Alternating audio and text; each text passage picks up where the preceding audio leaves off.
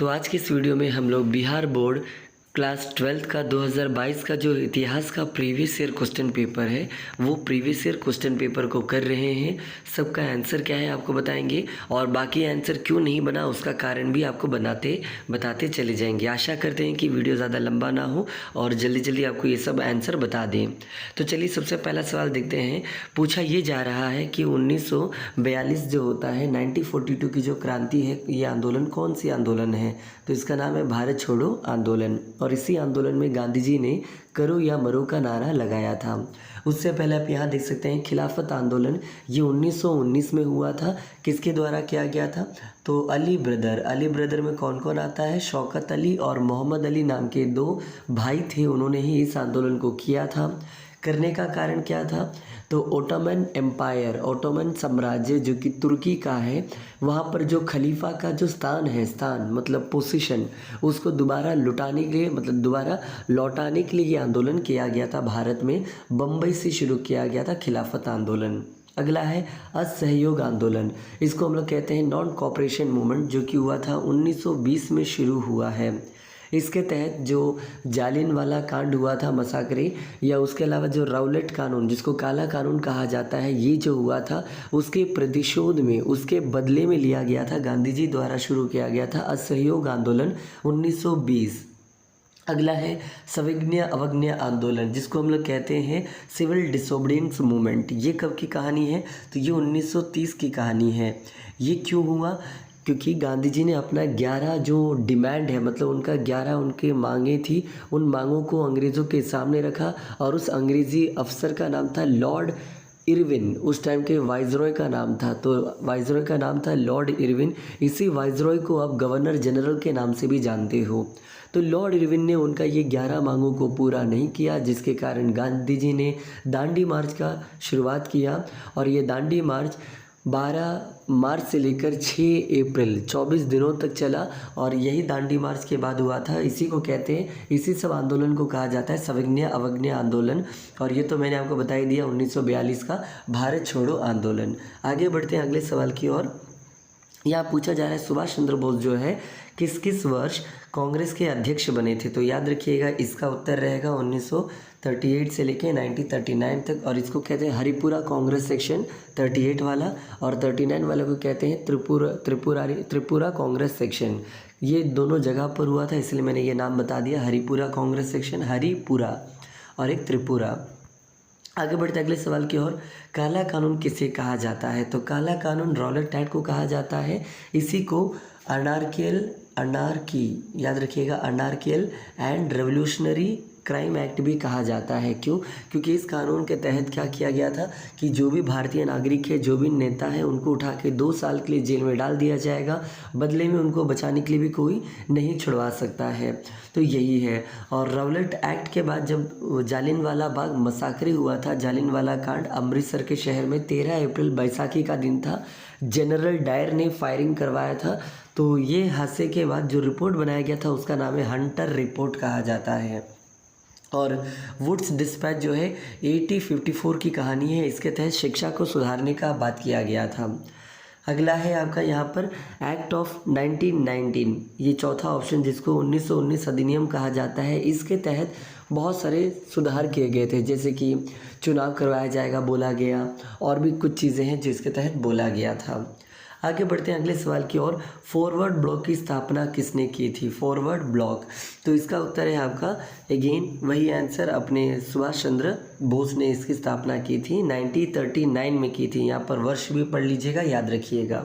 अगला पढ़ लेते हैं, कैबिनेट मिशन किस वर्ष भारत आया?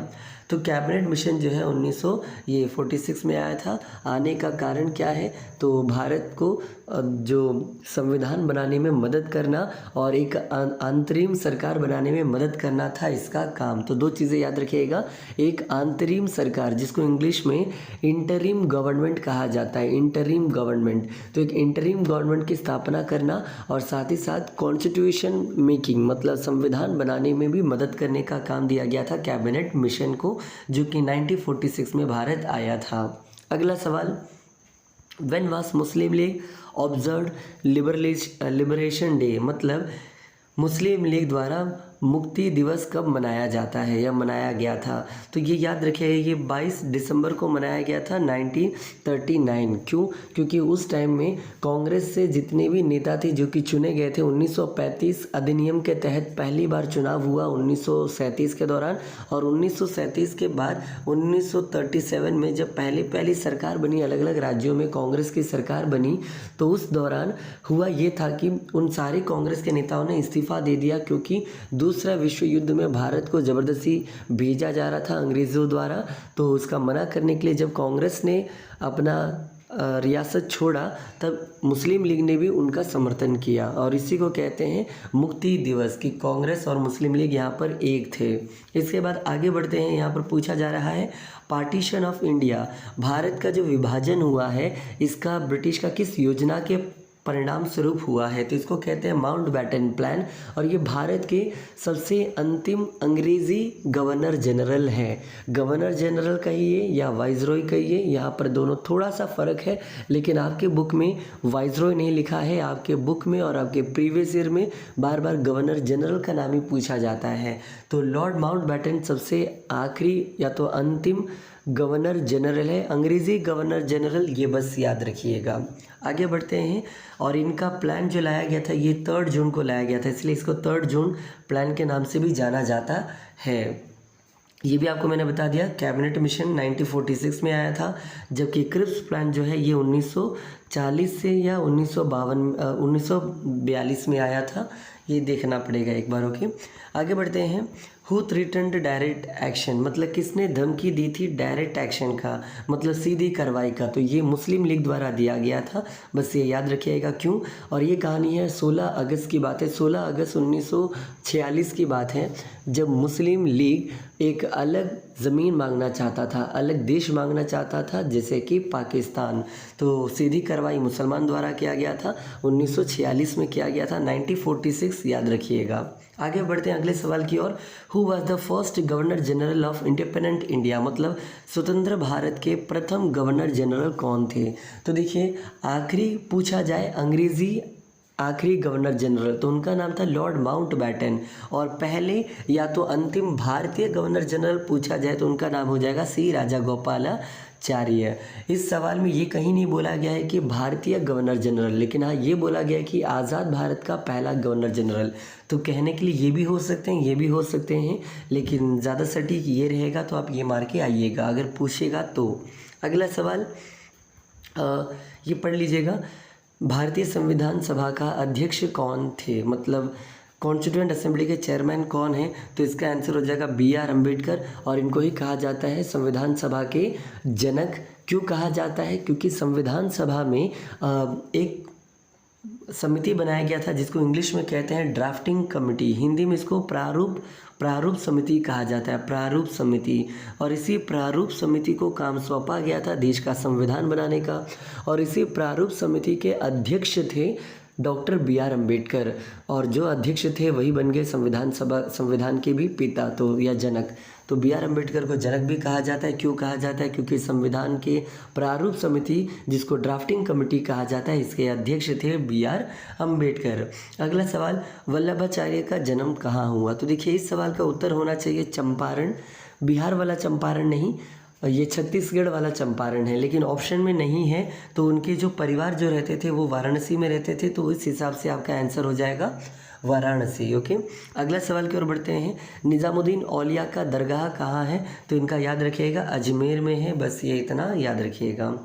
अगला के सवाल देखते हैं कि कौन है जिसने किताब उल रहला नाम का किताब लिखा था? तो उनका नाम है इब्न बटूटा।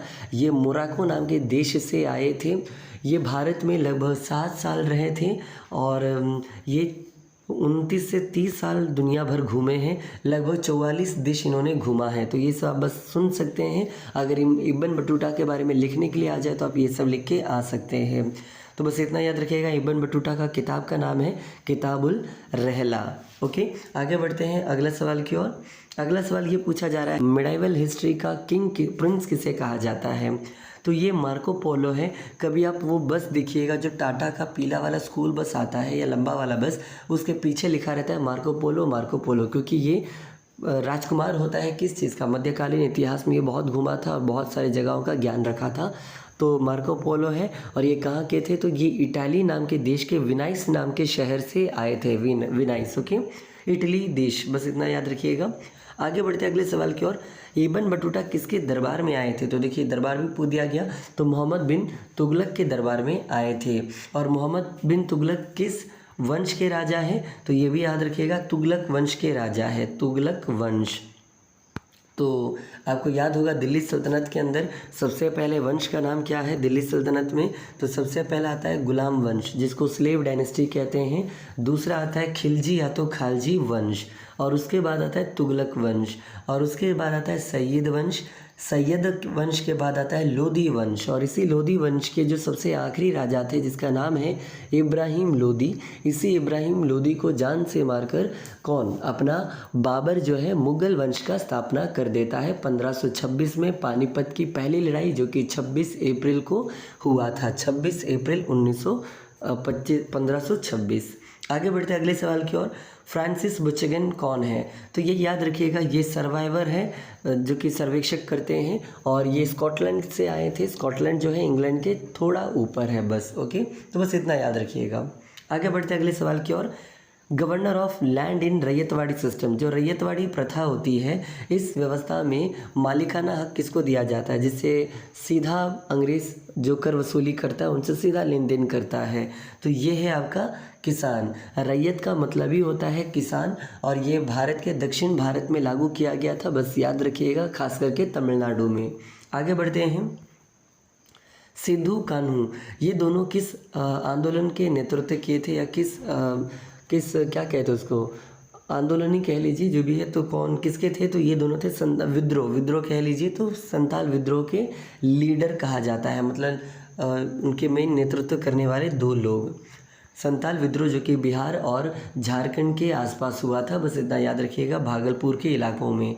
अगला है, रानी लक्ष्मीबाई को किस नाम से जाना जाता है? तो इनको छबेली, इनको मन्नू और इनको मणिकर्णिका, तीनों नाम से जाना जाता है। तो इसका आंसर हो जाएगा इनमें से सभी। ये भी हो गया। आगे बढ़ते अगले सवाल की ओर। डॉक्ट्रिन ऑफ लैप्स, ये किससे जुड़ा हुआ है? ये एक सिद्धांत है जो कि किसने लाया था? तो उनका नाम हम बता देते हैं। नाम है उनका डैलहाउसी, लॉर्ड डैलहाउसी नाम के जो भारत के गवर्नर जनरल थे, जो कि ये कब बने थे? तो 55 की कहानी हम बता रहे हैं, 54 से लेकर 56 तक की कहानी।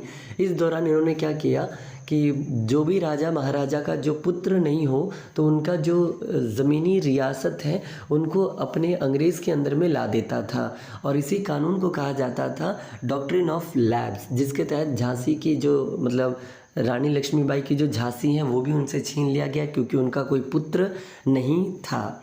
तो ये है डॉक्ट्रिन ऑफ लैप्स नाम का कानून सिद्धांत, जो कि लॉर्ड डैलहाउसी द्वारा दिया गया है। बस याद रखिएगा, नाम यहाँ पर है, पढ़ लीजिएगा, लॉर्ड डैलहाउसी, ठीक है। आगे बढ़ते हैं अगले सवाल की ओर। जिसिया नाम का जो चीज़ है, ये के लिए किया जाता है, जिजिया किससे लिया जाता है? तो सुनिएगा, एक तरह का ये कर वसूली होता है, जो कि किससे लिया जाता है? तो जिम्मीज़ से लिया जाता है। अब जिम्मीज़ का मतलब क्या होता है?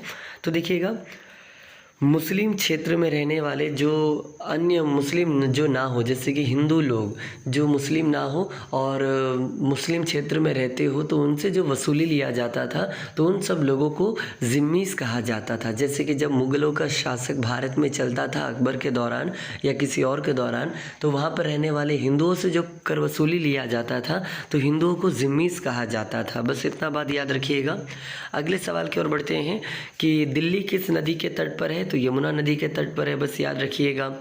आगे बढ़ते हैं, जैसे ये भी देख लीजिएगा, पटना कौन से नदी के तट पर है? पटना, तो ये गंगा नदी के तट पर है। छपरा कहाँ पर है? तो सोन नदी के तट पर है। गोमती के किनारे कौन सा ये नगर है? आप चाहे तो बताइएगा कमेंट सेक्शन में, एक हिंट देते हैं, यूपी का है। चलिए आगे बढ़ते हैं। कबीर किसका शिष्य था? तो इनका उत्तर है रामानंद। रामानंद के शिष्य थे कबीर। अगला सवाल है, भारत में रेलवे कब स्टार्ट हुआ है? तो ये ज़रा सुनिएगा, सबसे पहला रेलवे जो है आपका शुरू होता है 16 अप्रैल को, मेरे याद से 16 अप्रैल 1853 होना चाहिए, नीचे वाला मैंने गलत मारा है, इसको हटा देते हैं 1 मिनट।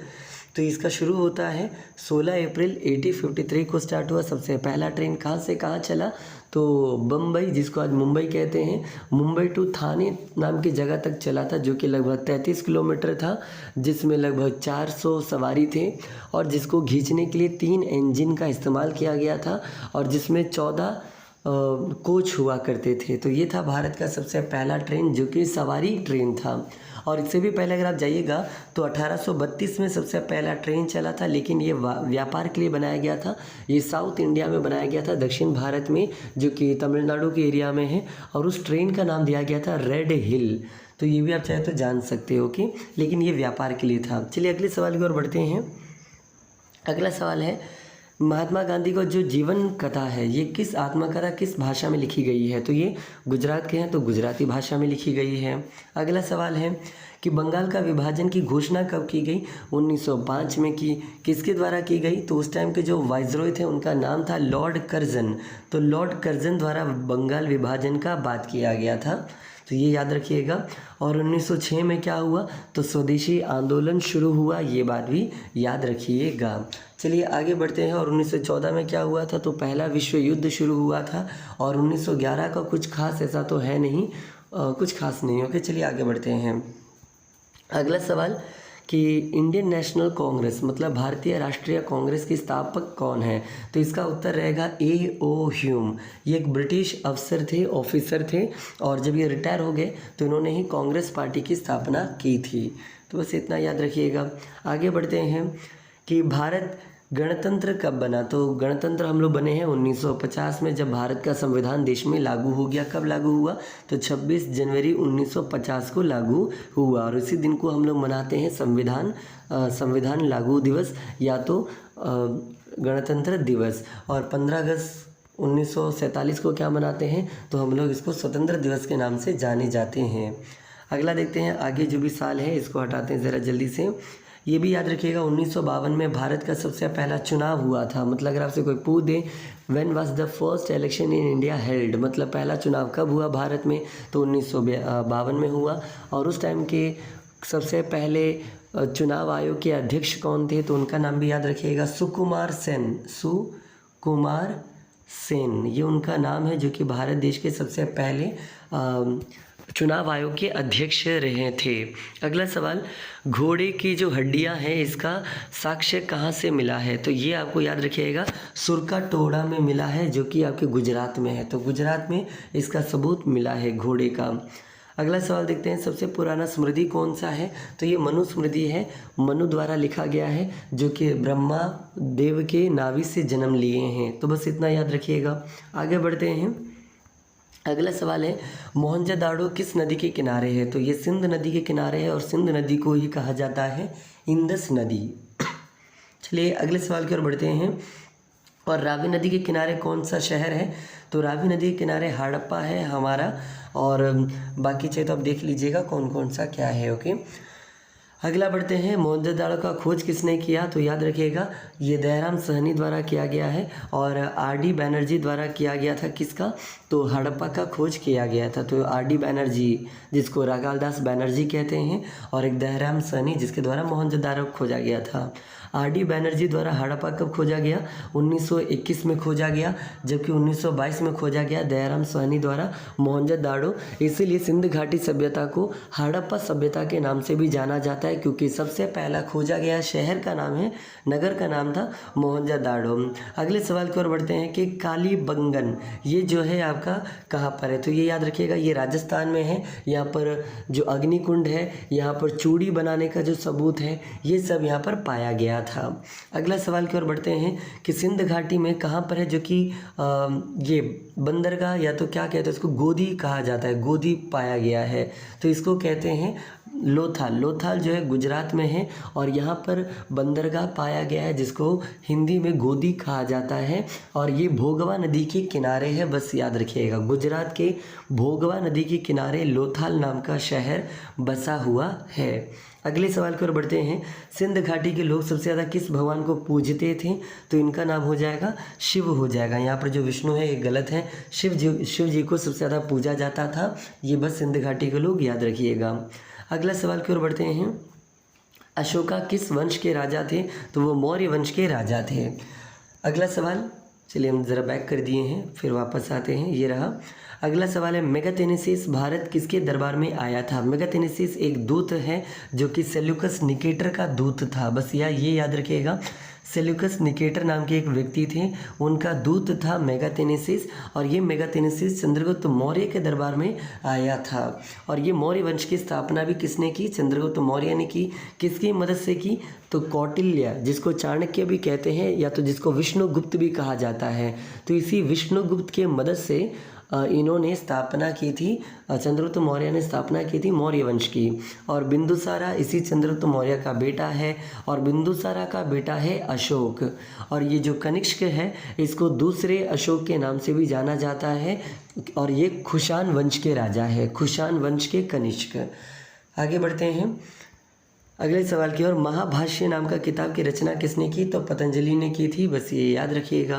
अगले सवाल की ओर बढ़ते हैं। प्रयाग प्रहष्टि जो है, जिसको इलाहाबाद पिल्लर इंस्क्रिप्शन के नाम से भी जाना जाता है, इलाहाबाद पिल्लर इंस्क्रिप्शन, स्तंभ, और ये किसने गुतवाया था या लिखवाया था? तो ये चंद्रगुप्त मौर्य ने, चंद्रगुप्त ने लिखवाया था, मौर्य नहीं। ये गुप्त वंश के राजा है चंद्रगुप्त, ओके।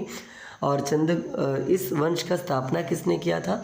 तो श्रीगुप्त ने स्थापना किया था गुप्त वंश का। और इनके बेटे थे घतोत्कच, और घतोत्कच के बेटे थे चंद्रगुप्त पहला, उसके बेटे थे आपके समुद्रगुप्त, उसके बेटे थे चंद्रगुप्त द्वितीय, जिसको चंद्रगुप्त विक्रमादित्य भी कहा जाता है। उनके बेटे थे कुमारगुप्त, जिसने नालंदा विश्वविद्यालय का पुनर्स्थापित किया था। और उनके बेटे का नाम था स्कंदगुप्त, जिन्होंने जो पिंडारी लोग हैं इनसे लड़ा था, और सुदर्शन झील जो कि गुजरात में है उसका दोबारा बनवाया था। आगे बढ़ते हैं। जो ज़रूरी होगा उसको हम 2-3 बार बोल देंगे, और जो ज़रूरी नहीं होगा उसको बस एक बार बोल के भगा देंगे। अगले सवाल की ओर बढ़ते हैं कि प्रियदर्शी किसको कहा जाता है?